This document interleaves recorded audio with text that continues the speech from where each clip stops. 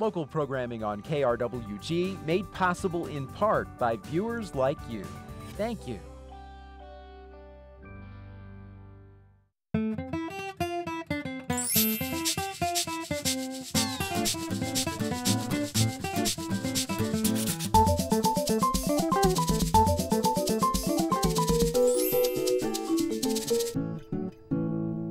Welcome to Fronteras, a changing America. I'm Carlos Correa.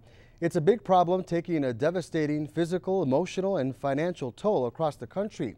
There are about 26 million children and adults living with diabetes and another 79 million at high risk for developing type 2 diabetes. Health experts say you can prevent it, and we'll share with you the steps to help you reduce the risk. But first, meet a college freshman who has more on his plate than research papers and exams. He's living with diabetes and taking things one day at a time. There are many things Jaron Cardena worries about every day. I do have to watch what I eat. And having proper nutrition is key in controlling his juvenile diabetes, a disease he was diagnosed with back in 2006. I also take insulin to help keep my blood sugars elevated with my diabetes, and it's important to understand how much sugar and carbohydrates are in food, so you can account for that. Because if you take a little too little or too much, you could either end up having really high blood sugar and end up in a coma, or really low blood sugar and end up in a coma. That's a lot of responsibility, especially for someone his age, so he depends heavily on his family and friends to get him through the day. I mean, everybody is just so nice, and they're always prepared because they know who I am, and they know what to do if I ever in a situation where my blood sugar is too high or too low. I mean, there's several times where athletic trainers, when I was playing football at Las Cruces High School, knew that my blood sugar was low and told me to go, hey, you need to go come test your blood sugar real quick. You need to get away from playing football right now and just test it. And I'm like, oh, okay. Now a college freshman, he still gets the same support as he manages his diabetes. After all these years of learning how to take care of myself, I feel like I've really implemented it into my life. Of the 26 million people diagnosed with diabetes, the American Diabetes Association says 11.8% are Hispanic, 11.3% are 20 years or older, 26.9% are over the age of 65. Also from that total number, 11.8% are men, while 10.8% are women. Type 1 meaning when the pancreas has stopped working and producing insulin, and we all need insulin to allow the sugar to get into our cells where it needs to go. Type 2 diabetes is the big one, though. That's far more people, like 95% of the diabetic population, and it's related to lifestyle and gaining weight and physical inactivity. Registered nurse and certified diabetes educator Sunny Bell spends her time teaching people around the community about the disease and the different ways to prevent it. Diabetes is, well, I like to put it this way. We're all metabolizing glucose, sugar, in our blood. Some people are more efficient at it than others, but we all have the same needs. And if I, as not a diabetic at this time in my life, but if I live a kind of a lifestyle that would permit me to get overweight, develop high blood pressure, develop cholesterol problems, many things go along. This is kind of called metabolic syndrome. That's a prelude to what we call type 2 diabetes. And joining me now is Maria Miranda and TJ Jasso from Memorial Medical Center. You both are diabetes educators. Welcome to the program. Thank you. Thank you. First, talk about a little bit about what you guys do day to day at the hospital. Well, what we do is we do diabetes education at the hospital, and that's in the acute setting. And we also do diabetes education at Memorial Home Health in the home setting, which is something that there's a need out in the community, so it's a one-on-one service in the home health setting. Do you do any type of education outside of the center into the community, or? Actually, we do that with health fairs, with the community. Go also to the schools if there's a need for us to go see a type 1 student, maybe helping with teachers understanding what it is, their diet, sometimes even meeting with the parents in the school system. Now, type 1 diabetes is usually diagnosed in children and young adults. as we just saw in the story. Why is this a common thing, do you think? Actually, type 1s, there's still a lot of research going on type 1s. There's a lot unknown yet, but what they're thinking is that there's a virus that affects or attacks the pancreas and knocks out the islets of Langerhorn where the insulin is produced.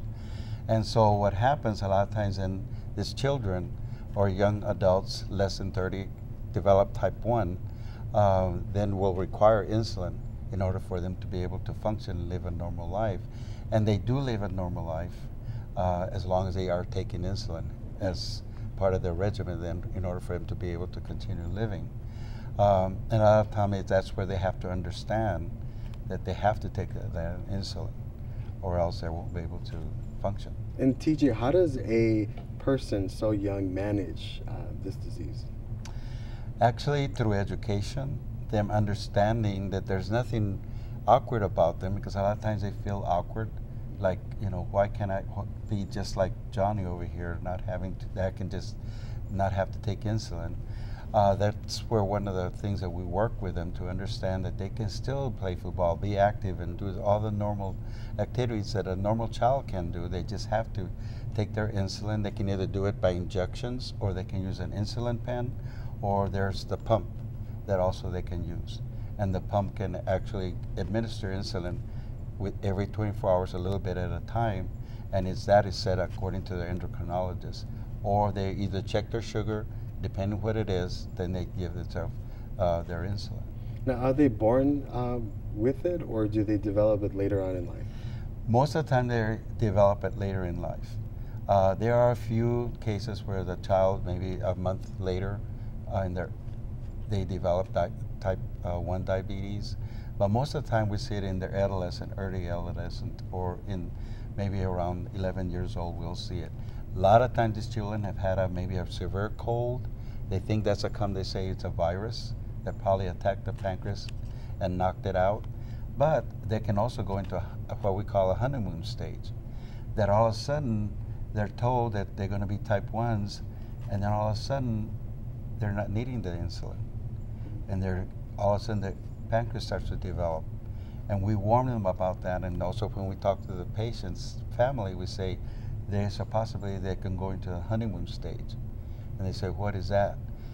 All of a sudden the pancreas can start functioning.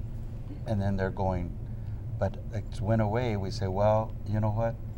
It could be 2 weeks, it could be 6 months, it could be a year or whatever, that they could function again. But then there's always that risk that all of a sudden the pancreas is not going to produce any more insulin. And that's what we call the honeymoon stage. Some people go through it, some young kids do, and others don't. You know, so it's just one of those things that we do share that with them, that there's a possibility that they could go into that honeymoon stage. Now, you've probably dealt with a lot of families. What are some of the reactions that maybe parents have when their child gets diagnosed with diabetes? A lot of times they feel guilty that did they do something wrong with Johnny? What did I do wrong? And that's where we have to come in and say, you didn't do anything wrong. It's just one of those unknown things that happens. You know, so a lot of times that we have to help them and just remind them that it was not that they did anything wrong. The child didn't do anything wrong. It's just how things happen. Now, you mentioned the insulin. What other type of care does a child need if they're diagnosed with diabetes? Understanding the diet, the carbohydrates, because it's the carbohydrates that the body turns into sugar, which is anything that's fruit. Milk turns into sugar, all the starches and all the breads. Whether they're wheat or white bread, they still turn into sugar. So we have to help them understand when you're going to eat these carbohydrate foods, you need to do an adjustment with your insulin according to what you're going to consume, and understanding how that works. Is it difficult dealing with Hispanics, speaking Spanish, as well as the culture and how we eat differently than a lot of folks? A lot of times what it is of course the language barrier, them having to understand que son los carbohidratos, you know, what are the carbohydrates, the portion sizes, understanding, because you know Latinos, you know, we like to eat a lot of carbohydrates, so that they can still have those enchiladas and tamales and frijoles, but in moderation. That's and them understanding that, and that's basically where we have to work with them a lot. And of course, a lot of times it's their financial status, because it says, you know, a long life disease, and it is can be very costly. Are there any like videos or any cartoon-based material that helps a young child understand this disease? Yes, there are some videos. They're through American Diabetes Association, also through the Jocelyn program with type 1s. They do have videos and also comic books that they can read, and it has little stories of children that are living with diabetes type 1. Are there any misconceptions that people have, especially parents, when they first find out that their kid has diabetes? You know, a lot of times they think that diabetes, that it's something that just a temporary thing, that it's gonna, that within a few weeks it's gonna go away. It's not, it's a chronic disease. It's not gonna go away, whether it's type 1 or type 2. And that type 1, in order for their child to be able to live a healthy life, they are going to have to take insulin for the rest of their life. And sometimes they don't understand that actually our body produces insulin. This is just going to help them be able to function and develop properly. Because a lot of times some of the families say, I can't let them have any more carbohydrates because their sugars are going to go up. But remember, we need carbohydrates to give us the energy in order to be able to function and leave our daily activities that we need to do. In the same way with a child, and also the child through their stages of development, a lot of times they're going to require more insulin because of the hormones, you know. And sometimes they don't want to take insulin because they're ashamed that their friends are going to wonder, why are you injecting yourself?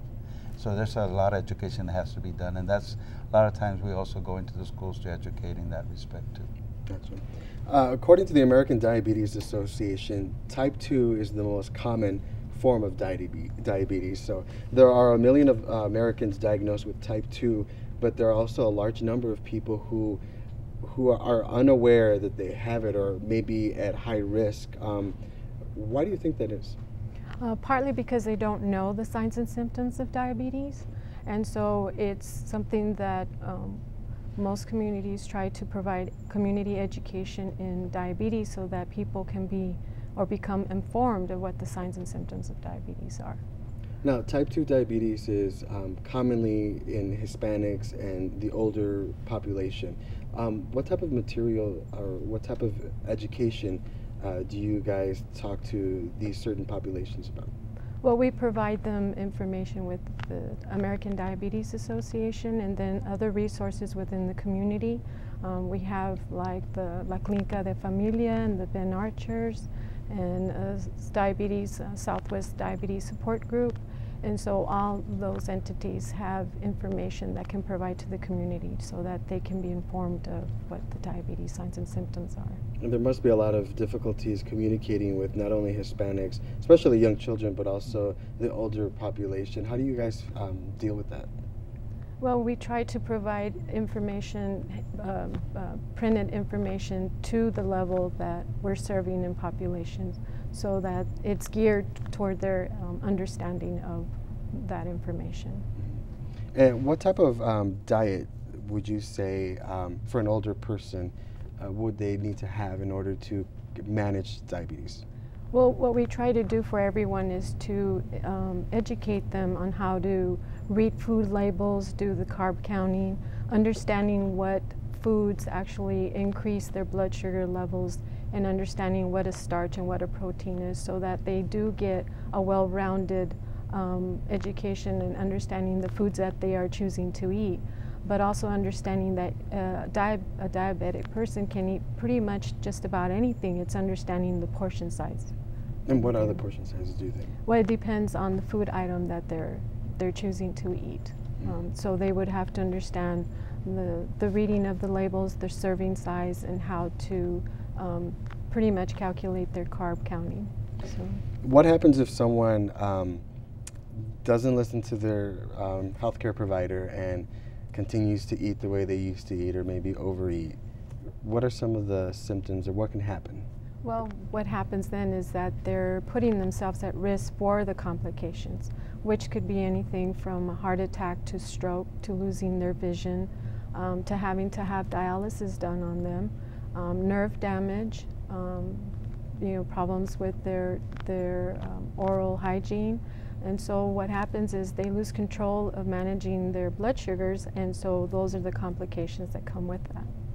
Can young people get that too? Mm-hmm. Okay. Yeah, the same complications that apply for type 2 apply for type 1s too if they're not taking care of themselves. Because we get that question asked a lot. I say, well, which is worse? And I say, well, you know what? They all have the same complications.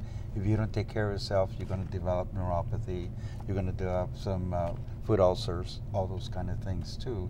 So the same complications are the same. They apply for type 2s, apply for type 1s. And that's where we have to come into educating them that the same complications are the same. It's just that one has to take insulin, the other one. With type 2, you know, they can either manage it with the carbohydrates. And a lot of times they say, well, what's a portion? And so we say, well, a portion of a carbohydrate is actually 15 grams is a serving. So we tell them, okay, if this says the serving size is 8 ounces, you look it down at the total, it says 31 grams of carbs. Well, how many times does 15 go into 31? That's already 2 servings of a carb. Oh, okay, that's how it works.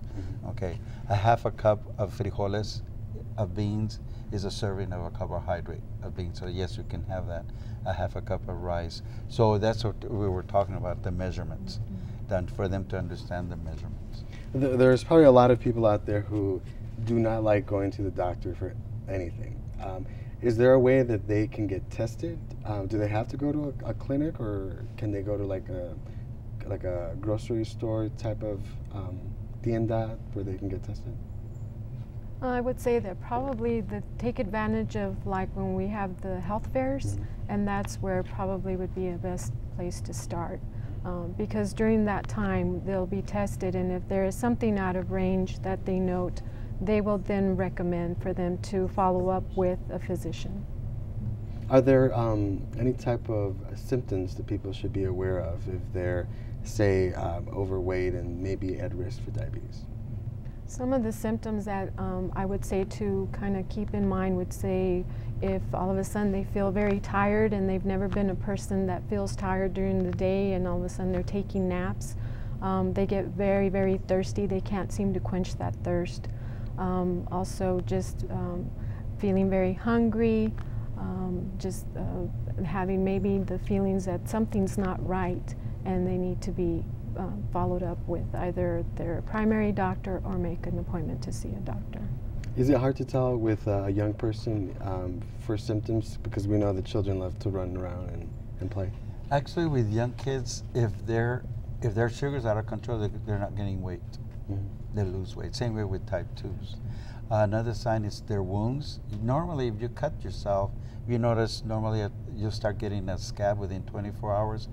Diabetics, a lot of times they don't, because the sugar is not allowing them to heal those wounds.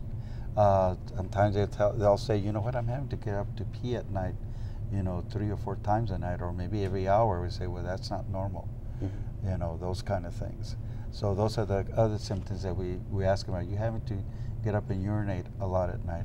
And sometimes with these young people, they get very dehydrated, and that's another thing that causes them their blood sugars to go up and losing that weight. So all those signs we teach them and educate them. Those are signs that they need to be aware of. Same way with the parents. If your child's doing this, there's something wrong with it. So if you're at risk, do we just completely avoid drinking the sodas and whatnot, take that out of the house type of thing? Or? What we try to educate as well is, if you're overweight, then you take control of that weight. Also, if you're sedentary, become more active. Try to walk 20 to 30 minutes a day, just at your own pace. And then be smart about your diet. Don't, eat those big portions. Understand, smaller portions are probably the best way to go. And educate yourself and learn about the diabetes, especially if it runs in your family, then that's the hereditary factor there. Is there something that you guys would say to someone out there who is not going to take this seriously? What I always tell patients, if you don't take this seriously, diabetes, you have control of it. But if you don't take control of it, it is going to control you and control your life. That's what I always tell the patients, So you have control of this. We're giving you the tools and educating you, but you need to take control of it now, or else it's going to take control of your life. And eventually, if you don't take control of it, of course, the end result would be death. You know, and we see that a lot of times. Patients will just deny they ever have it, and yet they have all the symptoms. You know. When you get tested, is there something that you have to do regularly when you have type 2 or are at risk? If you're diagnosed with a diabetes and you're on, let's say, insulin, then you are monitoring your blood sugars on a daily basis. But then also there's follow-up doctor's appointments that they do a test called an A1C, and that indicates what your blood sugars are on average for the past 3 months. So there is the combination of home testing, then the follow-up with a physician. And how important is it having the family and the friends there to kind of monitor and help you out during this time? The family, and actually that's their support group. And that's when we do education, we try and get the family in there, because they're going to be there, you're rooting you on and encouraging you and all those. But we still tell them the patient is still responsible. It's still there. They need to be the ones checking their blood sugars. If they have to take insulin before each meal and monitoring it, then they need to give their own injections. Because a lot of times, sometimes, you know, in some cultures they say, well, my wife's going to do that for me. And I say, no, no, no. Your wife's not there all 24/7. You're going to have to do it yourself. You know, so we teach them how to do that, because they need to take control of it, you know. And so that's one of the things that we really stress with them. And the testing, is it something difficult that people go through, or? I would say that we, as diabetes educators, we teach them how to use their monitors, and there's several types of monitors out there. But that's one of the primary things that we do, so that they understand how to use the machine and how important it is to test their blood sugars. So it's not something, I mean, children are learning how to do that as well as adults. So when a family comes to you or a patient comes to you and says, I've just been diagnosed, do you sort of plan their activity out, their diet out? Do you go through that with them? Well, what we'd like to do is get a little history of, you know, their eating pattern, do a food diary and for a couple of days or a week, and see what their eating patterns are and see if they're actually eating enough food, because sometimes what I discover is that people are missing out on food. And some people have this myth that if I don't eat food, my blood sugars will stay down. And actually it's the other way around. Blood sugars increase because they're not eating enough. So it must be difficult telling a patient that they can't eat certain foods or drink certain liquids. Do you find that? You know what, a lot of times what it is, we tell them, look, you can still have juice, but it's going to be 4 ounces of juice, not that big tall glass of juice. And again, with our culture here, you know, we like to have drinks with our meal. With diabetics, we tell them you cannot have, if you're going to have a drink, it's either 4 ounces of wine or 2 ounces of hard liquor or a can of light beer, but you have to include that as part of your carbohydrates. And they go, oh, you're kidding, you know. So there's a lot of education in that, and then a lot of them say, well, forget it, I just won't drink, you know. And I say, well, that's, you know, it's going to be up to you.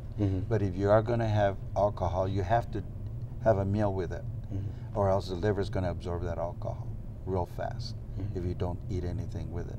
So it has to be part of their meal, you know. And again, you know, a lot of times with diabetics, they say, well, I'm not going to eat any carbohydrates, Mr. Jasso, I'm just going to eat, I eat all proteins and vegetables and all this. But I was like this, and I had felt headache and all that. I said, well, actually the carbohydrates, you still need them. You cannot avoid them, because that's like putting gasoline in a car to give you energy to do your activities that you need to do. So you can't eliminate them totally off your diet either. That's you have to portion sizes. If people want to find more information about diabetes, or perhaps the services you may provide, where do they go? They can go through the American Diabetes Association .com. That has all that. It has different topics and everything that they can go through. And then here in Las Cruces, we have Southern New Mexico Diabetes Organization, and they're on their website. They have a website, a support group, and then the Public Health Department does have a diabetes program. They're open Monday through Friday, 8 to 12 and 1 to 5. And they have 2 diabetes educators and a dietitian there. And then there's Diabetes Solution. It's an independent diabetes educator that also sees patients here in Las Cruces also. But there's a lot of education out there, a lot of materials that patients can get their hands on. And then that support group is really important. Oh, when you're yes. diagnosed, right? Absolutely. How important is it?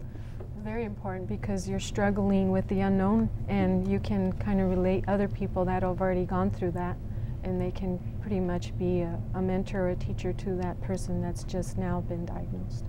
Same thing with children? Mm-hmm. Same way too, they do have a diabetes support group for type 1s and type 2s here locally. Wonderful. Through Southern New Mexico Diabetes. Gotcha. Well, TJ, Jasso, and Maria Miranda, thank you so much for joining us today. Thank you. Thank you. And thank you for watching at home. Remember, you can see this entire interview online at krwg.org. And while you're there, you can visit our blog, follow us on Twitter, and like us on Facebook. I'm Carlos Correa. Until next time.